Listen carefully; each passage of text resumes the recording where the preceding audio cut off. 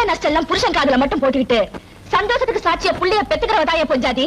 அவ எந்த சாதியா இருந்தா என்ன, சம்சாரம் பண்ண தகுதி இருந்தா பத்தாது. பஞ்சம் படைக்க வந்தவளுக்கு பரம்பரை கௌரவத்தை பத்தி என்ன தெரியும்? உன் பரம்பரை கௌரவம் நீ புடிச்சிட்டு இருக்கிற கைத்துல தான் இருக்குன்னா அதை விட்டுட்டு உன் கௌரவத்தை பாத்துக்கியா? யோ, நாங்க பஞ்சம் படைக்க வந்தவங்க தான். முழுகிற தரையோ மாட்டு கொட்டியோ எங்க இருந்தாலும் சரி, படுத்த தூங்குற ஜாதியா எங்களுது. சோழ சோறா இருந்தாலும் சரி, கம்ம கூழா இருந்தாலும் சரி, மண்ணை தின்னாலும் மறுபடியும் பசிக்குவியா? வில்லங்கம் இல்லாத வயது எங்களுக்கு. உனக்கு சாதி சனந்தா பெருசா இருந்தா நீ புடிச்சிட்டு இருக்கிய அந்த கயிறு அதை அப்படியே விட்டு ஓடுற தண்ணியில அதுக்கு புறமா ஒதுங்கிட்டோம். இந்தாயா இன்னொன்னு சொல்றேன், உன் மருமக ஆத்து தண்ணினா செங்கோட பொண்ணு ஊத்து தண்ணி. அளவுதான் சிறுசு பெருசு தவிர தண்ணி தண்ணி தாயா. உன் கோபத்தை விட ஆத்து தண்ணிக்கு ஆத்து அதிகம். அப்படியே விட்டுரு, அடிச்சுட்டு போட்டோம்.